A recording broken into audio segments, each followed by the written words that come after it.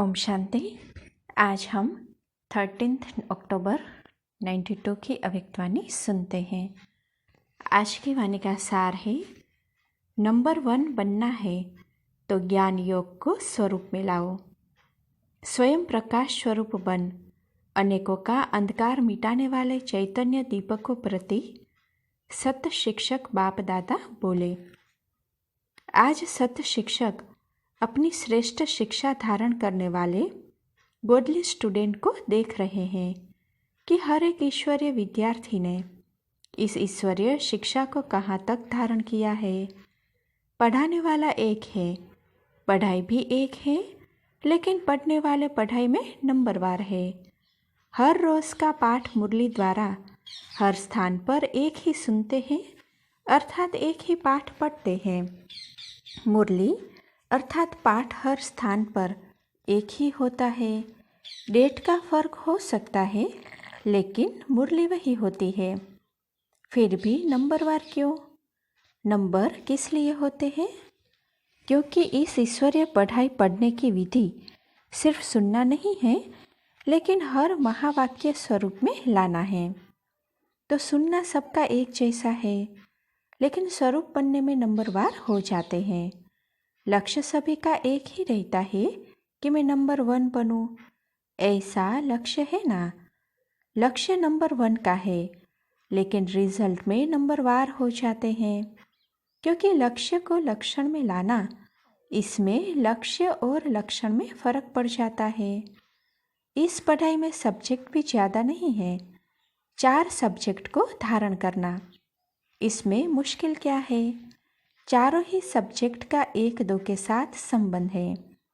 अगर एक सब्जेक्ट ज्ञान संपूर्ण विधिपूर्वक धारण कर लो, अर्थात ज्ञान के एक एक शब्दों को स्वरूप में लाओ, तो ज्ञान है ही मुख्य 2 शब्दों का, जिसको रचयिता और रचना व अल्फ और बे कहते हैं। रचयिता बाप की समझ आ गई, अर्थात परमात्मा परिचय संबंध स्पष्ट हो गया। और रचना अर्थात पहली रचना मैं श्रेष्ठ आत्मा हूँ, और दूसरा मुझ आत्मा का इस बेहद की रचना, अर्थात बेहद के ड्रामा में सारे कल्प में क्या क्या पार्ट है। यह सारा ज्ञान तो सभी को है ना, लेकिन श्रेष्ठ आत्मा स्वरूप बन हर समय श्रेष्ठ पार्ट बजाना, इसमें कभी याद रहता है, कभी भूल जाते हैं। अगर इन 2 शब्दों का ज्ञान है, योग भी इन 2 शब्दों के आधार पर है ना। ज्ञान से योग स्वतः ही संबंध है। जो ज्ञानी तो आत्मा है, वह योगी तो आत्मा अवश्य ही है। तो ज्ञान और योग का संबंध हुआ ना। और जो ज्ञानी और योगी होगा, उसकी धारणा श्रेष्ठ होगी या कमजोर होगी?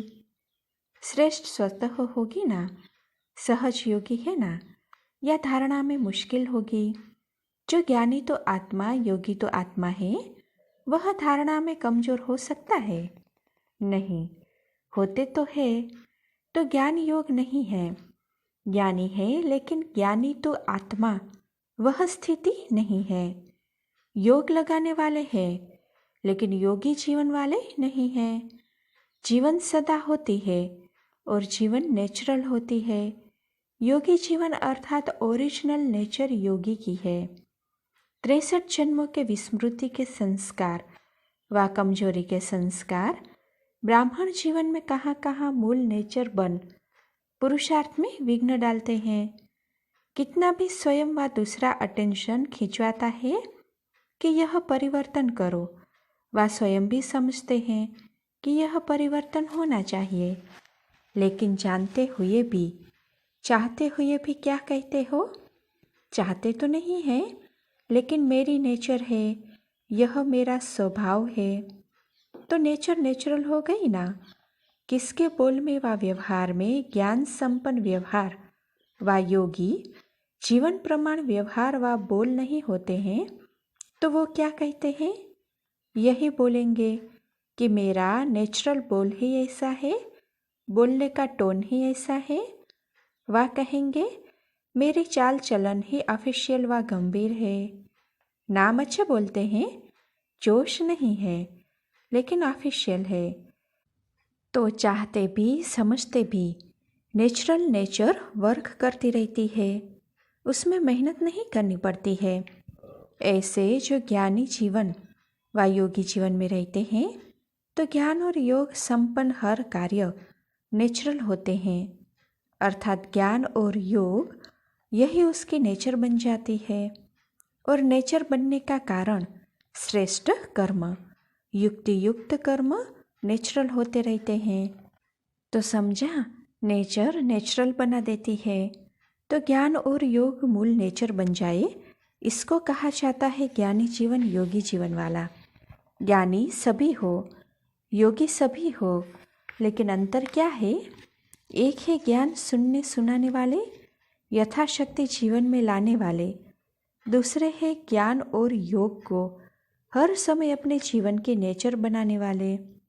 विद्यार्थी सभी हो, लेकिन यह अंतर होने कारण नंबरवार बन जाते हैं। जिसकी नेचर ही ज्ञानी योगी की होगी, उसकी धारणा भी नेचुरल होगी।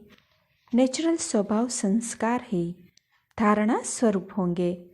बार बार पुरुषार्थ नहीं करना पड़ेगा कि इस गुण को धारण करो, उस गुण को धारण करो, लेकिन पहले पहले फाउंडेशन के समय ही ज्ञान, योग और धारणा स्वरूप अपनी जीवन बना दी। इसलिए यह तीनों सब्जेक्ट ऐसी आत्मा की स्वतः और स्वाभाविक अनुभूतियाँ बन जाती है। इसीलिए ऐसी आत्माओं को सहज योगी, सहज ज्ञानी, सहज धारणा मूर्त कहा जाता है। तीनों सब्जेक्ट का कनेक्शन है।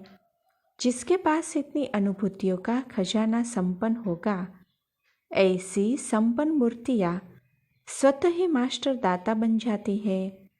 दाता अर्थात सेवाधारी। दाता देने के बिना रह नहीं सकता। दातापन के संस्कार से स्वतः ही सेवा का सब्जेक्ट प्रैक्टिकल में सहज हो जाता है। तो चारों का ही संबंध हुआ ना। कोई कहे कि मेरे में ज्ञान तो अच्छा है, लेकिन धारणा में कमी है, तो उसको ज्ञानी कहा जाएगा। ज्ञान तो दूसरों को भी देते हो ना, है तो तब देते हो। एक है समझना, दूसरा है स्वरूप में लाना। समझने में सभी होशियार है, समझाने में भी सभी होशियार है, लेकिन नंबर 1 बनना है तो ज्ञान और योग को स्वरूप में लाओ। फिर नंबरवार नहीं होंगे, लेकिन नंबर 1 होंगे।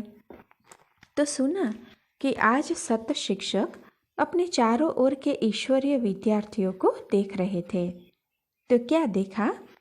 सभी नंबर 1 दिखाई दिए व नंबरवार दिखाई दिए। क्या रिजल्ट होगी? या समझते हो कि नंबर 1 तो एक ही होगा, हम तो नंबरवार में ही आएंगे। फर्स्ट डिवीज़न में तो आ सकते हो ना, उसमें एक नहीं होता है।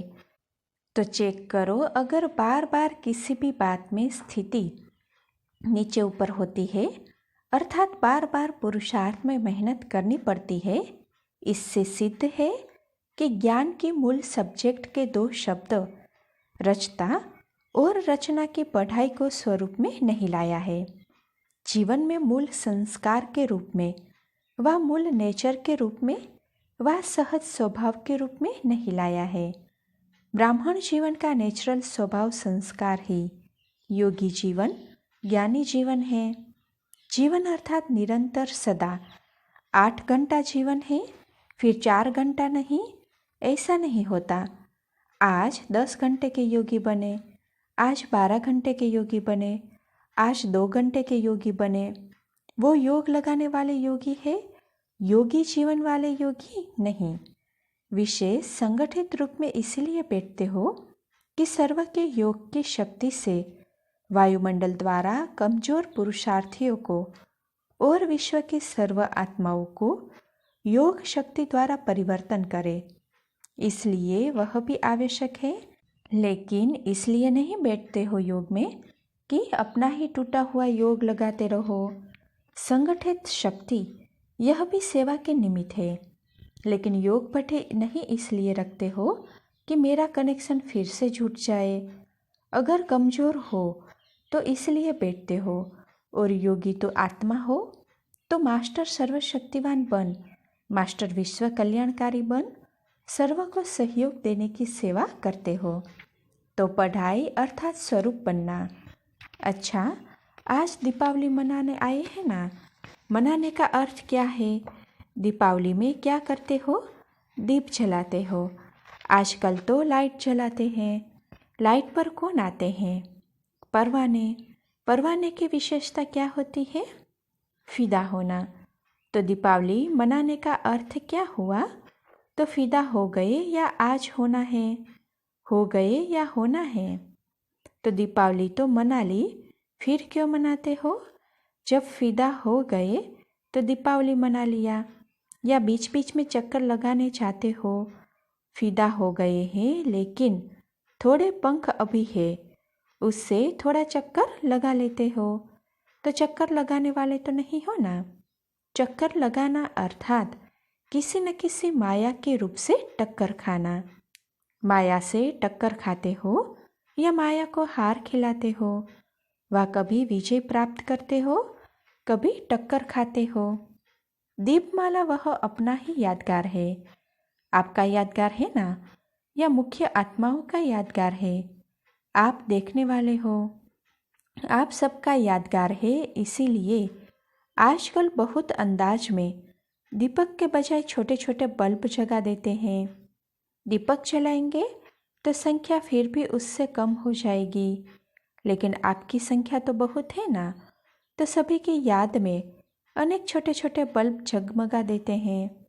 तो अपना यादगार मना रहे हैं।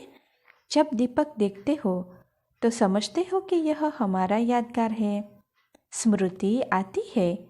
यही संगम युग की विशेषता है। जो चैतन्य दीपक अपना जड़ यादगार दीपक को देखते हो, चैतन्य में स्वयं हो और जड़ यादगार देख रहे हो। ऐसे तो जिस दिन दीपावली मनाओ उस दिन ही वास्तविक तिथि है। यह तो दुनिया वालों ने तिथि फिक्स की है, लेकिन आपकी तिथि अपनी है।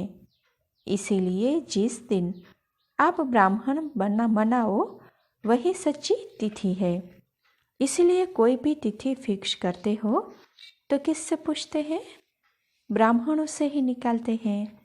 तो आज बाप दादा सभी देश विदेश के सदा जगे हुए दीपकों को दीपमाला की मुबारक दे रहे हैं, बधाई दे रहे हैं। दीपावली मुबारक अर्थात माला माल संपन्न बनने की मुबारक। अच्छा, ऐसे सदा जगती ज्योत, सदा स्वयं प्रकाश स्वरूप बन, अनेकों का अंधकार मिटाने वाले सच्चे दीपक, सदा चारों ही सब्जेक्ट को साथ साथ जीवन में लाने वाले, सर्व सब्जेक्ट में नंबर 1 के लक्ष्य को लक्षण में लाने वाले, ऐसे ज्ञानी तो आत्माएं, योगी तो आत्माएं, दिव्य गुण स्वरूप आत्माएं, निरंतर सेवाधारी श्रेष्ठ विश्व कल्याणकारी आत्माओं को बाप दादा का याद प्यार और नमस्ते। अच्छा, ओम शांति।